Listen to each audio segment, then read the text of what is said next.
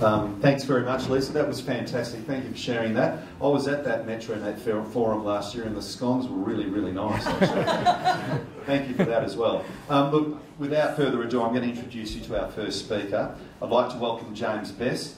James is a community visioning facilitator who will outline how community visioning can put locals at the centre of the urban planning conversation, just as Lisa was talking about, using an approach that focuses on what the community needs to do to make their city livable and resilient in the face of complex challenges. James has been a mentor to future Bayswater. He's been very generous with his time and all of his ideas and advice are generally spot on and they've been invaluable. So I want to thank you publicly for that, James. It's been great getting to know you. James has asked you a question. His question is on the yellow sheet. It's got his name on it, so you can tell. And the question reads as follows. And I want you to think about this, and James wants you to think a bit about this while he's giving his presentation, because we're going to actually ask you to answer this at the end of his presentation. Question reads, what is the one thing you would like Bayswater to be known for in 2029? And that's an important year. It's the 200th anniversary of white settlement in Perth, so it's a looming date, and he would like you to think about that. What would be the one thing you'd like Bayswater to be known for in 2029? Ladies and gentlemen, please welcome James Best. Thank you, Paul. It's great to see so many faces here. So to me, that is an indication of a community that's actually passionate and cares about place. And what we're trying to do is make a better place. And what I'd like to do is actually walk you through some of the ways. So I'm going to really be talking about the how, and Malcolm's going to be talking about the what and the why. So I've got 20 minutes to really talk about Bayswater, the future, where have we come from, do we care enough about our descendants, so our kids and our grandkids, do we want to pass on a better place and a better environment and a better community for them too? This is a really interesting map. This goes back to 1905. This was the plan for Bayswater and Maylands. You can already see the structure plan, the streets are laid out, the railway line is there. It's a long time ago. And if we just think a little minute in 1905, what would this place have been like? Cars would not have been ubiquitous as they are now, it would have been horse and cart. My grandmother tells stories of she saw the first aeroplane land at the Maylands Aerodrome. And in fact, she even saw the first plane land at Langley Reserve in the city. So we know that change it's constant.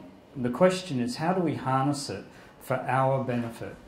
How do we control a better outcome that we want to see, the future that we want to see? There's a reason why I've put this really high level. I'm sorry it's not a photo of Maylands. I did my best to try and find one. But the idea is that we get up very high into the air. We want to be able to see the big picture. We don't want to have to necessarily... the detail down here at each and every house will take a very long time to have that conversation. We need to be planning big picture, long term. We need to be in the helicopter to be able to work out where are we going, how do we move people, how do we move freight, where do we go shopping, where do we work, all of the basic questions of life. What is the meaning of life? And it's about engaging the community, the people, mums and dads and kids. My first observation of the crowd tonight is, where are the 18 to 35-year-olds? Are we not planning for them? One. And okay, let's do show of hands. Anyone who's under 35? Good. All right. I apologise. I'll take that back. There's nothing wrong with grey hair, because what that does is it gives us a bit of wisdom. But we need the energy of the youth, and we also need to recognise that we're actually planning for young people. We do need to be planning for aged care, accommodation, retirement villas and so on as well. But overwhelmingly, if you look at the data that John Del Dosso presented at the launch, there's a very large millennium cohort, and there's a very large Gen Y and Gen X cohort.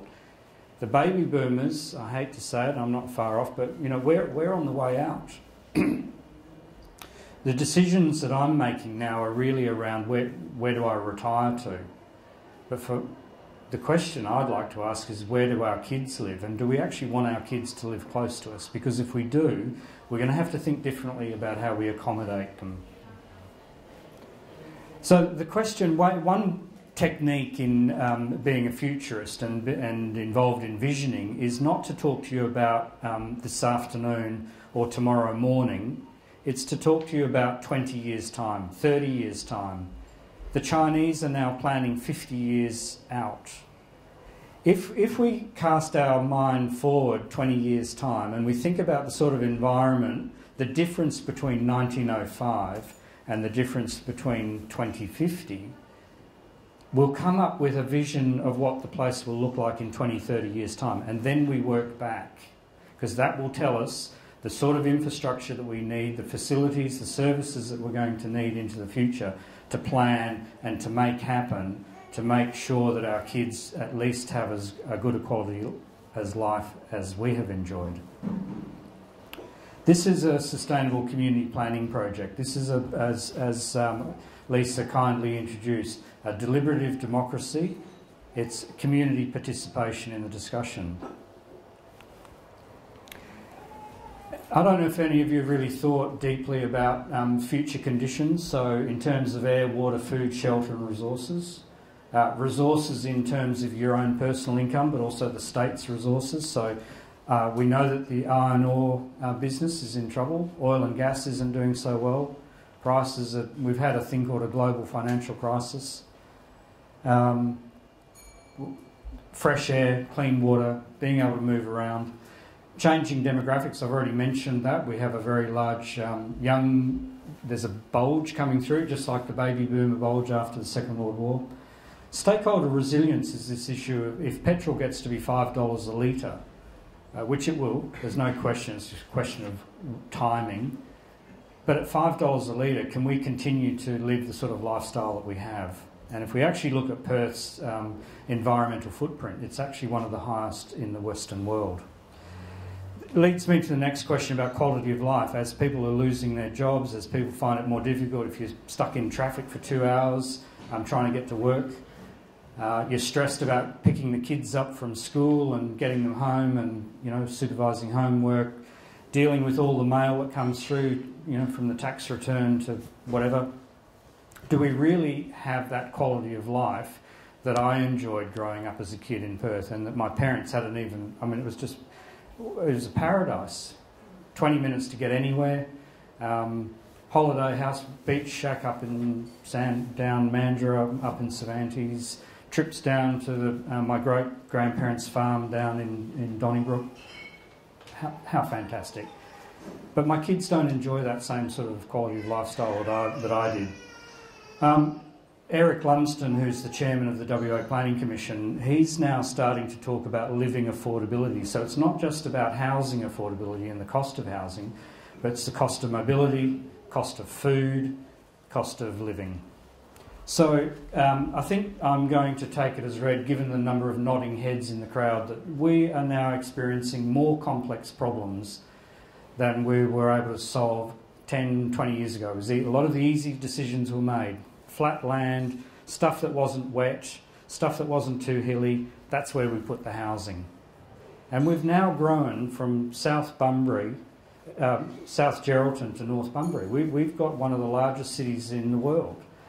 My question is, where are the taxpayers of the future to actually pay for that? We can barely afford it now. Well, then we add on to the fact that from 1880 with the gold rush, then we had the Second World War, then we had the nickel boom, the iron ore boom, the gas boom. At each of those times our population doubled. We're now at the stage with our population where it is that when it doubles again, which we think will happen by about 2050, we will be at this magic number of 3.5 million people. So imagine Sydney right now. That's Perth.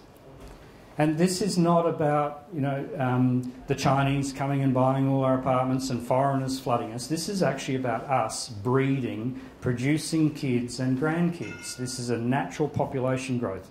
So I don't want anyone asking a question about where do we stick the sign saying bugger off, we're full. Because that's actually not the issue. The issue is us growing, our families growing, our communities growing. It's a bottom-up organic growth. Alice, I'm going to tell you a little story about Alice. Would you tell me which way I ought to go from here? And the cat says, well, that depends on where you want to get to. Alice, who's the community, says she doesn't actually care where she's going. And the cat says, well, then it doesn't matter which way you go. It doesn't matter which rabbit hole you choose to go down. What I'm arguing is that it is actually incredibly important. This is a significant issue that we need to be thinking about. We need to be putting our minds to how do we grow, where do we grow.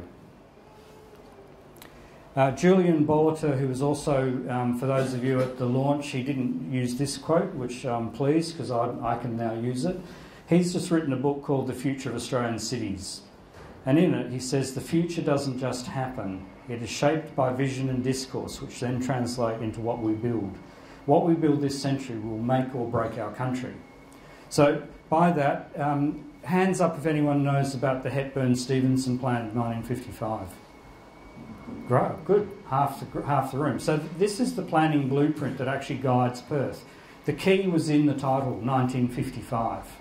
We are still using it pretty much today. That was the one that got the Mitchell Freeway north, Kwinana south, railway line down to Mandurah. So it's a pretty fundamental document and it's been around a long time. When you build railway stations, when you build freeways, when you build hospitals, when you build sports stadiums, schools, all of these things take an incredible amount of planning and an incredible amount of time to get organised and a lot of capital. So once you build it, it's going to be there a long time. The interesting thing about this quote for me is vision and discourse. So Lisa really hit on that in the introduction. It's the conversation, it's the discourse, it's the debate, it's the discussion about our future. We need to be in civil forums like this to be able to have a rational conversation about what the choices are. There are lots and lots of choices, and each and every one of you will have a different idea about what that might be. But when we come together as a community, it's actually incumbent on all of us to have that conversation about what's in the best interests of the community, and I park my vested interest or my self-interest at home. Okay, that's a fundamental tenet of the idea of deliberative democracy, is that we come and we bring our community public member hat on. Because the alternative, the first question, whose vision? Who's part of the vision? Who decides? In terms of the discourse, how do we facilitate that so it's not the angry town hall meeting that we're used to? Because frankly, this is what tends to happen in our town hall meetings. And I have to say, I've been in that position many a time. So our mayors, our premiers, our prime ministers, we love attacking those sort of, I don't know, is it an Australian tall poppy syndrome, or is it the fact that it's the man? We've got to stick it to the man. But in fact, we're actually sticking it to ourselves. Is this the federal government? Is that the state government? Is that the local government? Is that commerce? Is that us, the community? Is that the Premier? These are all the ministers? Are we all stuck in silos? I'm the planning minister. I'm only worried about that. I'm the water minister. I'm only worried about that. I'm the minister for trains. No, we as a government, we have to integrate all of those conversations into a path forward through the jungle, because the other problem is that we don't actually have a ready-made path through the jungle. The choices ahead are difficult, and we need to be able to make sure that we choose wisely, and we don't have a crystal ball. So even though it might be a bit of fun about the way our democracy works, it's actually a fundamental issue. If we're going to embark on this journey, and it's really fantastic to see so many people here tonight, let me tell you, the going's going to get tough. It's an arduous journey. It's time-consuming. There are no easy answers. All the easy stuff's been done. So why are we here? Without putting too fine a point on it, it's about planning for the future. But unless it's of the people, for the people, and by the people, we're not going to get very far. And we see that every time something pops out, that we get a surprise, and we're not sure why it's come or where it's come from. New buildings, new development, new stadiums, new hospitals. How did all this come about? There's a proverb in the Bible which says, where there is no vision, the people perish. So guess what? This is not a new problem. We've been dealing with this for over 2,000 years. In fact, we've probably been dealing with it when we first started coming together as a bunch of individuals around the river. Then we formed the little hamlet, then we formed the village, then we formed the town, then we built the town ramparts and the walls, and then we built the city. So this has been an ongoing issue. Margaret Wheatley is a famous anthropologist who says there is no power for change greater than a community discovering what it cares about. So in your questioning and in the conversation on the Facebook, I'd really like to encourage you to talk about what are you for, not what are you against. Do you understand the difference between that? So let's talk about positive language. We could still say that traffic congestion is a problem, but the solution, my solution for traffic congestion is we all get in the train, or maybe we give our cars up.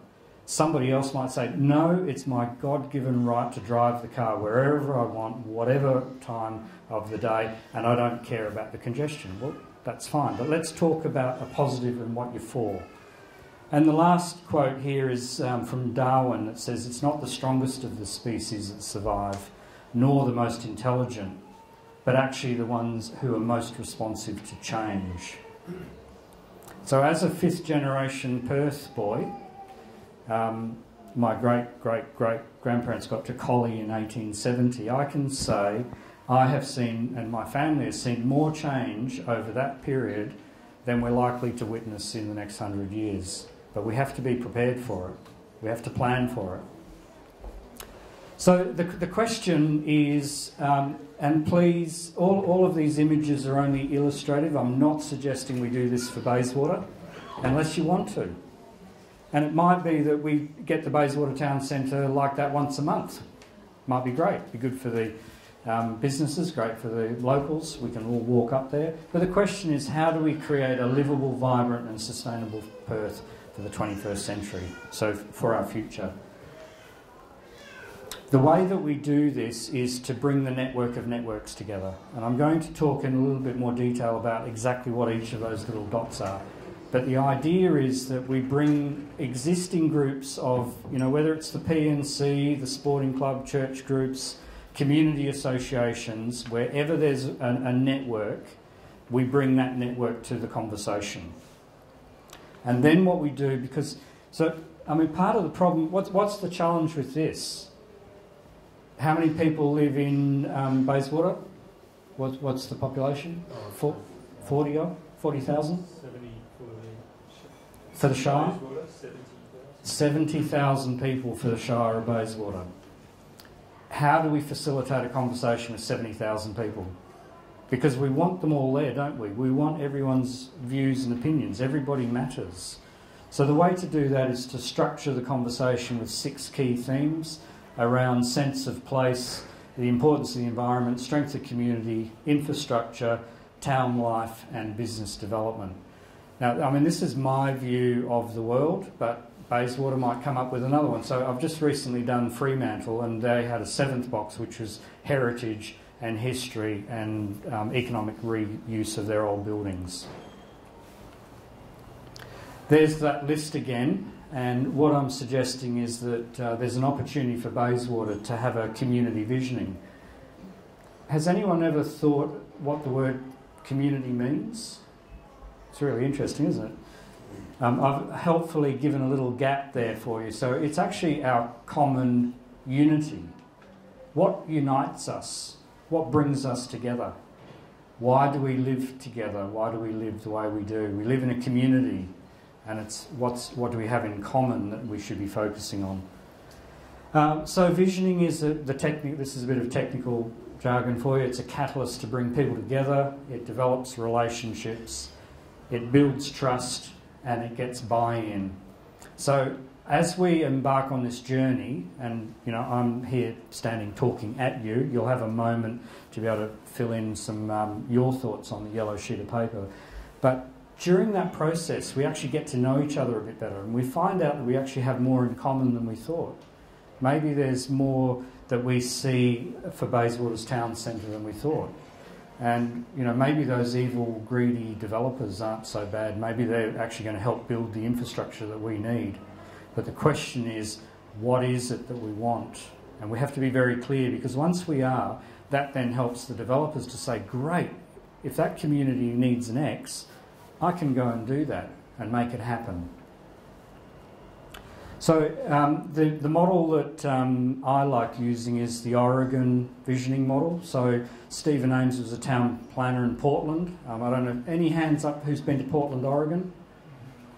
So the interesting thing about Portland, similar sized city to Perth. There's somebody who wants to come in. So Portland is same size as Perth, and yet they have a trolley bus system, they have a max light rail, and they have a heavy light rail. And despite it being one of the coldest places in America, they cycle everywhere. So they don't encourage cars into their central Perth CBD, the Portland. So Stephen also has developed Vancouver, Seattle and San Francisco. So using all of the model around participatory, as Lisa said, it's participatory dialogue and discussion in town planning.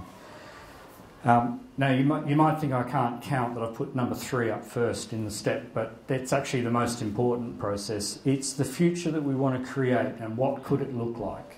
So if we think 20 years' time, what would we really want to see? Step 1 is, what do we need to maintain now? So what are we currently doing? What do we protect? What do we enhance? So non-negotiable, we've got to keep the trees, we've got to keep the parks, we've got to keep access between the town centre and the train station. We've got to keep access to the river. Got to keep the wetlands. There are a couple of things that some of the old buildings. Now, not all old buildings are worth saving, and some are, so the economic cost of operating them is beyond us. So we have to make some choices. The second step is that along the way we're going to need to respond to some challenges. What are the global trends? What are the external threats? What's happening in the rest of the world?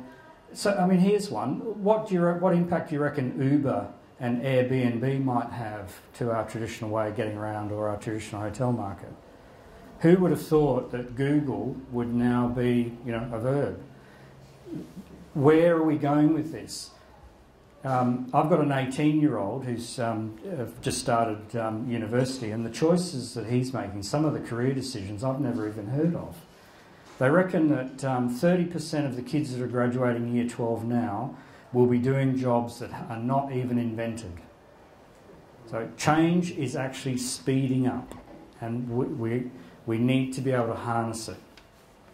The fourth step, and this is why the Oregon model is so important, is that it's not about the council doing the planning. And I can say this as a former mayor. So I'm the mayor of South Perth, and what we did was we got 40,000 people in South Perth involved in the conversation about where we were going, because there are actions that we all need to take.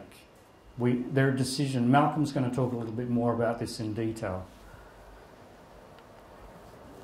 And then how do we know if we've arrived, or when we arrive? I mean, in a way, 2050, most of us in the room, apart from some of the millennials, I certainly am not going to get there.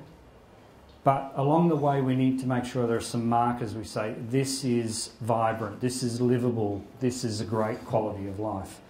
And all of these elements in the conversation become the conversation for the blueprint. What we do, so the Oregon model is there's a month, 6 weeks between each of those workshops. So this is something that you might consider doing, and in which case we'll need the council to fund it. So that might be something else that on your yellow piece of paper you say, what we'd really like to do is go on that journey and have this conversation about what the future could look like. So in order to get a shared vision, we have to make sure that civil society are involved, that's a given, so people are involved. We talk about focus on the plan, we focus on the place. We need to be innovative and creative. I know Malcolm Turnbull's probably thrashed us to death about being agile, but let's be a little bit creative about what we could see. The conversation has to focus on the economy and the environment together. It's not an either-or conversation. This has to be aligned and integrated, because then we get our prosperity And then we also make sure that this is a really nice place to live. We've got a green leafy canopy, magnificent Bayswater town centre, which is the envy of every other community, and we're spoilt by how busy it is. The big one for me is around, and again speaking as a former mayor, the level of interaction between local government, state government and federal government is a mess. It's I wouldn't say dysfunctional, but it's not really working that well. We see, I mean, even yesterday, I don't know if any of you saw Lynn Craigie from the Local Government Association talking about that relationship. Well, it's like anything. If your marriage is on the rocks, you're not going to be making the best decisions. So for me, it's really around who decides and what do we decide. The other, sorry, got too excited there. It's around the big picture, because if we get up in our helicopter and think about the key things that we want to achieve, the details will sort themselves out. We can say we want X, and the developers and the state government will help us make it happen. And then the key to this is actually keeping the vision alive. So it's maintaining conversations like this. It's part of our civic engagement to be part of our community. And then we use, again, the 6 forum groups that I was proposing to focus the discussion. Leads me to one of my key points, is that the journey is actually as important as the destination. So while we're focusing on 2050, we have to make sure that today and tomorrow are as great as the next week and the next month. And if we're sitting in a traffic jam with the roadworks ripped up, do we really say this is great, we're widening the freeway and it's really helping our daily lives? We just want the roadworks done, don't we, so that we can get on the road and go faster? The problem is everybody else is thinking the same way. Now everybody's on that widened freeway and it slows down again. So we have to be thinking that each and every day is about life, and we've got a goal that we're heading to. So in terms of making it happen, I've already talked about the plexus aligned with the 6 forums.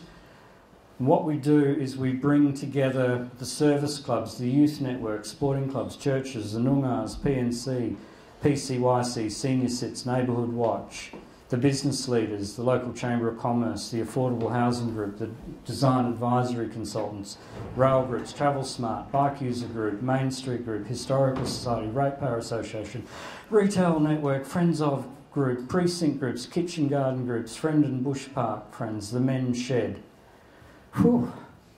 And I bet if I went looking in Bayswater, I'd find each and one of those and probably more, right? So there's lots of groups out there beavering away.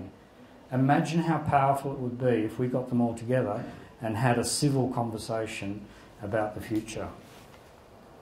Then we get the plexus, then we get the 6 themes, and for good measure we'll also throw in the local champions and also the thought leaders.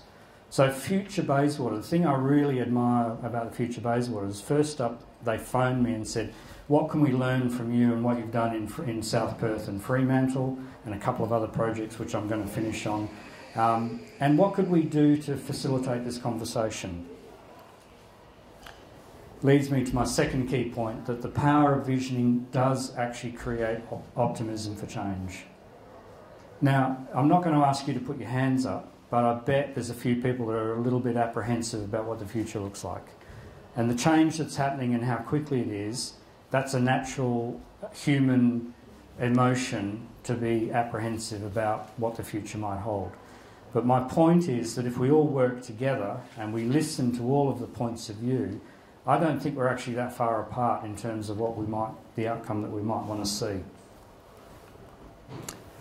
My question to you, we're going to be answering the yellow question, but one of the issues is around your personal leadership, your personal capacity.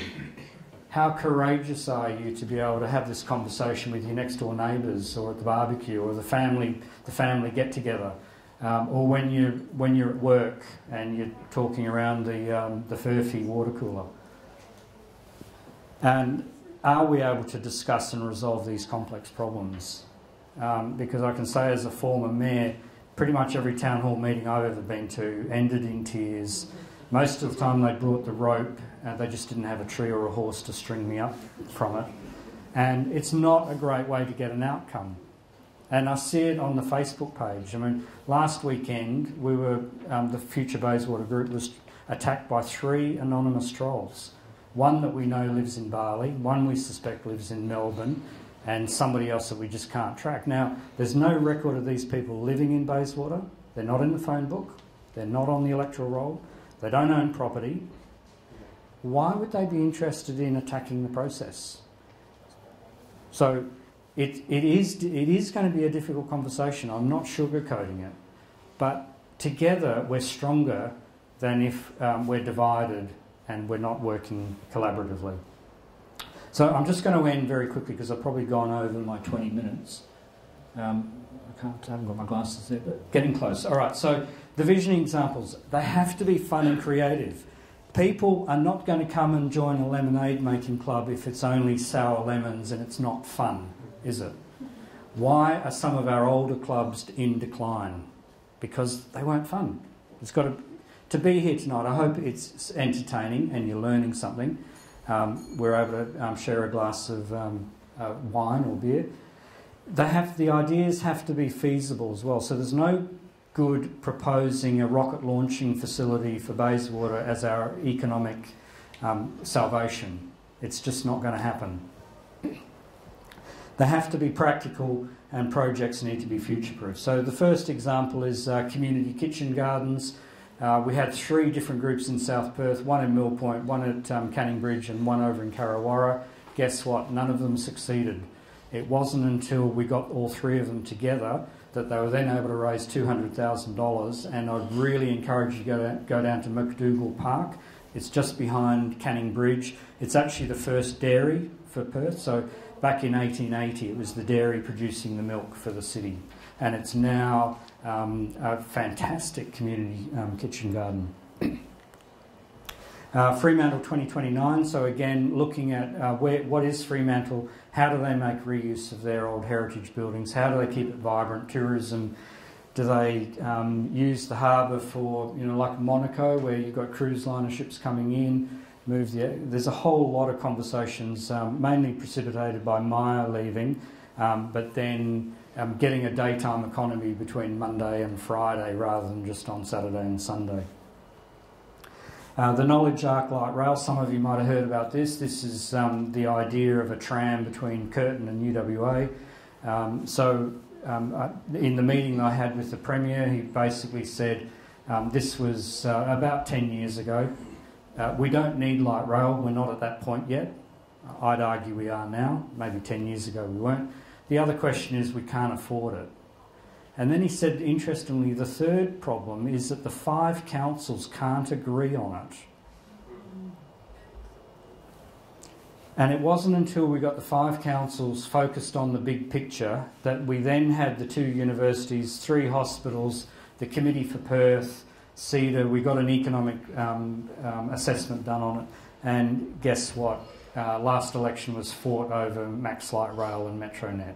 So we were able to convince decision makers that if we've got a big picture and a big vision, that something actually can be, we can get an outcome. Quick question, when was the last time the 21 councils who are on the river came together to work for the benefit of the river? Not excluding this one, which was about 3 years ago. So before that, when do you reckon the last time the 21 councils came together? Shout out. Never. Why are you so cynical? So you're right. Since 1829, the 21 councils, is the river the icon of Perth? Why wouldn't they be working together?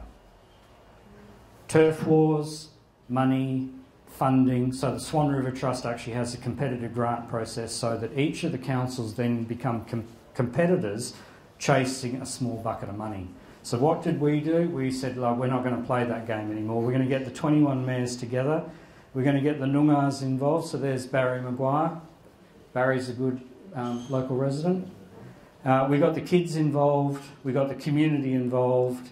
And we got the media involved. So they gave us $180,000 to promote good news stories about the river in every paper.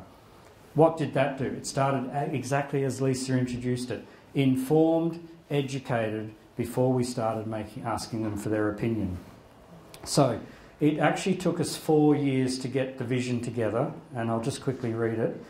A healthy Swan Canning River system which is managed for its ecological, social and economic values in a sustainable way for the well-being of current and future generations. A river system which is accessible, valued by Western Australians and visitors, and where responsibility for its health is shared by all. Well, the day that we published that, Peter Garrett, Anthony Albanese and Penny Wong all jumped on a plane from Canberra and flew over to meet us and said, what can we do to help? How much do you need? We've now got $100 million put into a cooperative research centre for water-sensitive urban design, which we think will guide capital investment of more than $100 billion by the water sector and more than $550 billion in private sector investment over the next 15 years. And we could also almost export this technology to the rest of the world, because we've got 70 industry partners and academics working together to look at the water within our city. So this is what can be done if you think big. Don't think about raising $10,000 for a playground equipment, because that's not the main game in town. We have to get really smart about Bayswater and what we're doing and how we get people excited about this conversation. So this is what's possible. Any people know about Manning and Karawara? I'm sure you've heard a couple of reputations about things that are going on. So I had a group of Noongars come to me and say, we've lost control of our kids, we're sick and tired of the antisocial behaviour and graffiti and vandalism, and we need to do something. So again, using exactly the same Oregon, so all of those examples I've just showed you have all been done using the Oregon Metal 5-step process. And so we started the conversation. You know what all they wanted? They wanted a clubhouse, a little room where they could go, hang their gear, have their meetings, have people drop in. So first up, we found them the old Manning tennis club rooms at the back of Welwyn Avenue. Some of you might know the shops at Welwyn Avenue. And we started talking and we started brainstorming and we started visioning about what was possible.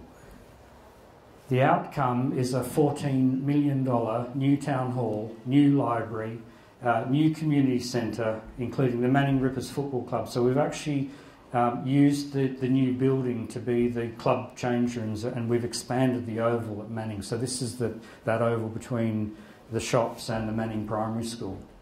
So a little group, these guys raised $14 million. It's an amazing achievement. The last story I'll tell you is that when I got elected Mayor of South Perth and I did the tour, I asked the CEO why there were chains on the town hall door. So most of you would have remembered the old South Perth town hall. Some of you might even got married. I know my in-laws got married there. You know what the answer to the chains on the door was? The roof has fallen in and the place has been condemned. What image does that present? This is a competent council that knows what it's doing. It's looking after its assets. Well, I discovered that there was a huge fight in the community about, do we refurbish or do we rebuild? And it's not an easy discussion. I mean, this is actually something that architects and quantity surveyors and building managers will spend years working on. There's 3 years at university just to work that question out. So what did I do? We ran the 5-step visioning process. Within 12 months, we came up with a community view that they didn't want a library. What they wanted was a digital resource hub. So if you go into that building, this is actually the library here. It looks like a hotel lobby, and most of the bookcases are on wheels, so that over time, as books become less prevalent and computers are more important, we can move stuff around, or you can have a function in there and move stuff around. Now the building the cost of that was so the idea was refurbish the town hall and build a new library. That was the advice that we got. The bill comes to $8 million. Pretty standard. And I, being with my futurist hat on, said, what about the payback cost of that building? And I said, oh, well, it'll be 50 years. In 50 years' time, the community will have recouped that $8 million and it'll be time to build a new one. And I say, well, what happens if we put some sustainability initiatives into it? Let's harness all the rainwater tanks, get the runoff from the roofs, put PV panels on there, make that whole building so sustainable that it'll be a case study of how homeowners can look after their own homes in terms of their environmental footprint and their sustainability. That bill, $4 million. $4 million extra for that sustainability. But guess what the councillors said? You can't have it. The budget's 8. So the CEO and I said, if we can find the other $4 million, will you let us do it? And they jokingly said, you'll never find the $4 million. Well, not only that, but the Deputy Prime Minister brought the cheque over with her.